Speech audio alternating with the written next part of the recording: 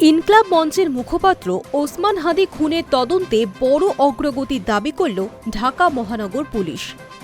মূল অভিযুক্ত ফয়সাল করিম ওরফে দাউদ খানের দুই সহযোগীকে ভারতের মেঘালয় থেকে গ্রেপ্তার করেছে সে রাজ্যের পুলিশ। রবিবার সাংবাদিক বৈঠকে এ তথ্য জানান ডিএমপির অতিরিক্ত commissioner N Mohammad Nazrul Islam.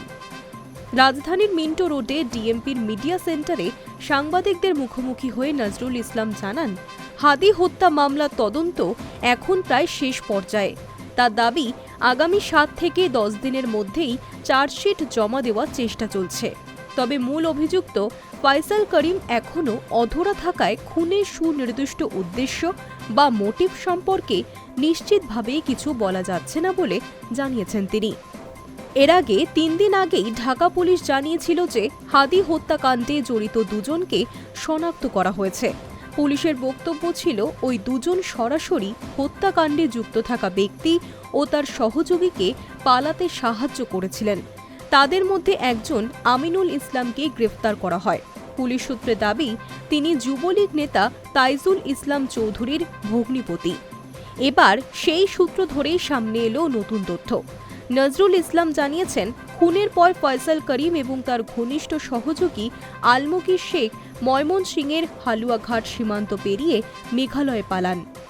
Daily স্টারকে দেওয়া বক্তব্য উদ্ধৃত করে তিনি বলেন, সীমান্ত পার হওয়ার পর প্রথমে তারা পূর্ণি নামে এক ব্যক্তির সঙ্গে যোগাযোগ করেন। পরে স্বামী নামের এক ট্যাক্সি চালকের সাহায্যে তারা মেঘালয়ের তুরা শহরে পৌঁছন। তদন্তের সূত্র ধরেই পূর্তি ও স্বামীকে গ্রেফতার করা হয়েছে বলে জানিয়েছেন ডিএমপির অতিরিক্ত কমিশনার। উল্লেখ্য, গত 12ই ডিসেম্বর ঢাকার রাস্তায় গুলিবিদ্ধ হন ওসমান হাদি।